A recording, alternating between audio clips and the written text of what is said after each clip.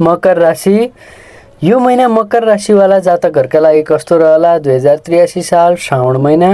श्रावण महिना विशेष गरी भगवान शिवजी भोले बाबाको महिना र यस महिना चाहिँ मकर राशिवाला जातकको लागि स्वास्थ्य, शिक्षा, करियर, भाग्य, त्यस्तै प्रेम जीवन, वैवाहिक जीवन अनि यी सबै कुराहरूको चर्चा आजको यो भिडियोमा म गर्नेछु। क्रमैसित गर्दै जाँदा सबैभन्दा पहिला म स्वास्थ्यको कुरा गर्न जाँदैछु। तपाईहरू सबैलाई हाम्रो सनातन युट्युब च्यानलमा स्वागत गर्दै, जो तपाईहरूको घरमा मकर राशिवाला जातक हुनुहुन्छ अथवा तपाईको कोही आफन्त हुनुहुन्छ, श्रीमान हुनुहुन्छ, श्रीमती हुनुहुन्छ, उहाँहरूको लागि यो विशेष रहला।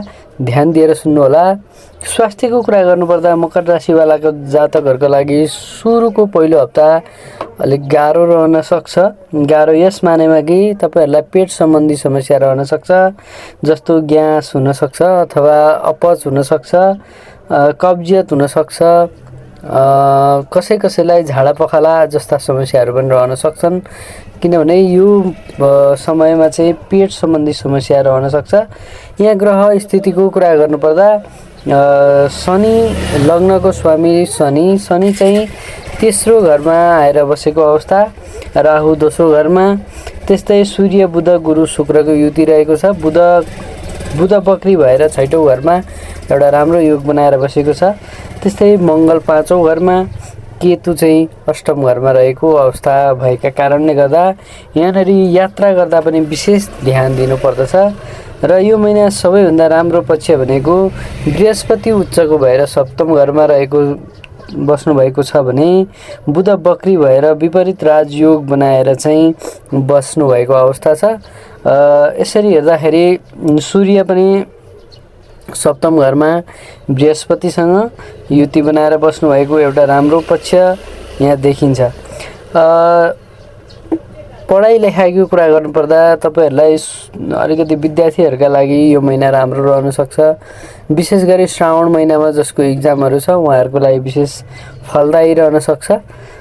त्यस्तै प्रेम जीवनको कुरा गर्नुपर्दा प्रेम जीवन योभन्दा अगाडि तपाईँको यो एक हप्ता केही समस्या रहेको हुनसक्छ। यो असारको लास्ट हप्ता केही भनाभन अथवा केही मनमुटावहरू रहेको थियो भने पनि श्रावण महिना तपाईँको लागि राम्रो रहन सक्छ। अझ श्रावणको दोस्रो हप्ता तपाईँहरूको लागि राम्रो रहन सक्छ, फलदायी रहन सक्छ। प्रेम जीवन विद्यार्थीका लागि पनि यो महिना ठिकै रहन्छ। जो व्यापार बिजनेसमा लाग्नु भएको छ व्यापारीहरूको लागि यो महिना विशेष राम्रो रहेको छ। र जो शेयर बजारतर्फ पनि हुनुहुन्छ उहाँहरूका लागि पनि राम्रो रहन्छ यो श्रावण महिना। त्यस्तै वैवाहिक जीवनको कुरा गर्नुपर्दा वैवाहिक जीवनमा चाहिँ तपाईहरूको केही उतार चढाव योभन्दा अगाडि भए तापनि यो महिना तपाईँको राम्रो रहनेछ। योभन्दा अघिल्लो महिनामा श्रीमतीलाई केही समस्या रहन्थ्यो भने पनि अब त्यस्तो समस्या रहँदैन, राम्रो रहन्छ। र कुनै पनि कर्महरू तपाईँ गर्दै हुनुहुन्छ भने श्रीमतीको सल्लाह लिएर कुनै पनि ठाउँमा इन्भेस्ट गर्दा श्रीमतीको सल्लाह अथवा श्रीमानको सल्लाह लिएर गर्नुभएको कामबाट विशेष लाभ प्राप्त हुनेछ। त्यस्तै थोरै तपाईमा इगोपन चाहिँ रहन्छ, तपाईमा थोरै अहङ्कार रहन सक्छ। तपाईले कुनै कर्म गरिराख्नु भएको छ, कुनै ठाउँमा काम गरिराख्नु भएको छ भने त्यो ठाउँ छोड्न मन लाग्छ अथवा त्यहाँबाट निस्कन मन लाग्छ अथवा त्यहाँ केही त्यस्तो खालको नराम्रो वातावरण क्रिएट हुन नदिन मैले अनुरोध गरेँ। तर तपाईहरुमा यो खालको भावना चाहिँ पलाइरहेको छ। यहाँ चाहिँ अलिकति झन् यो महिनाको दोस्रो हप्ताबाट चाहिँ अझै विशेष ध्यान दिएर अगाडि बढ्नु होला। अलिकति आफ्नो बोलीमा पनि संयमित रहन मैले अनुरोध गरेँ, किनभने यहाँ चाहिँ शुक्र तपाईको करियर भावमा भए तापनि शुक्र चाहिँ केतुसँग गएर बस्ने अवस्थामा यो श्रावण महिना भरि रहन्छ अथवा श्रावणको तेस्रो हप्तासम्म रहन्छ। यो समयमा चाहिँ केही उतार चढावहरू हुन सक्छन्, त्यसैले विशेष तपाईले आफूलाई ध्यान दिने र नयाँ कुराहरू गर्नुभन्दा अगाडि चाहिँ सोचेर मात्रै अगाडि बढ्नु होला। अलिकति सल्लाह लिएर मात्रै अगाडि बढ्न जरुरी छ। करियरको कुरा गर्नुपर्दा यो महिना करियर ठिकठाक रहनेछ, मध्यम रहनेछ। भाग्यले भने तपाईँलाई चाहिँ विपरीत राजयोग एउटा राम्रो योग बनाएर दिनेछ र इच्छा आकाङ्क्षाको कुराहरू थिए भने यो महिना तपाईँको लागि एकदमै राम्रो रहन्छ, किनभने गुरु पनि उच्चको रहेको छ, सूर्य पनि गुरुकै युति रहेको, गुरुसँगको युतिमा रहेको छ र राहु पनि तपाईँको धन भावमा रहेको र शनि पनि तपाईँको तेस्रो भावमा एकदम पराक्रम भावमा रहेको अवस्था छ।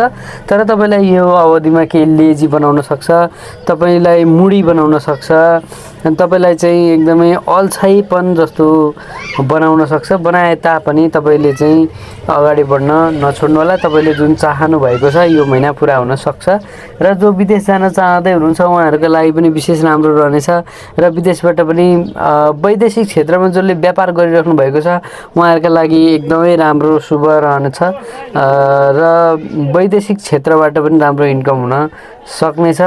र यसरी हेर्दाखेरि शनि र गुरुको युति एउटा एकदमै राम्रो देखिन्छ। तपाईँहरू अध्यात्मतर्फ पनि र अनुशासनतर्फ पनि तपाईँहरूको झुकाव बढ्नेछ, अनुशासित रहनुहुनेछ। मात्रै तपाईँमा एउटा लेजीपन र एउटा इगोपन आउन सक्छ र गरिरहेको काम छोडेर कामप्रति मन नलाग्ने जस्ता समस्याहरू तपाईँमा रहन सक्छन् र यसका लागि तपाईँले केही न केही उपाय भने अवश्य गर्नुपर्दछ। सबैभन्दा पहिला तपाईँले चाहिँ विष्णु सहस्त्र नाम नित्य श्रवण गर्नुहोला।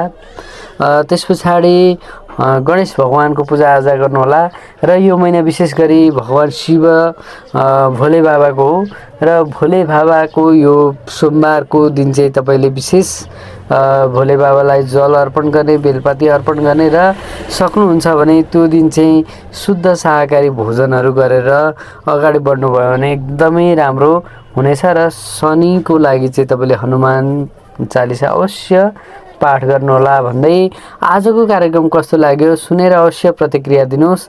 आजको कार्यक्रमबाट म बिदा लिन चाहन्छु। राधे राधे।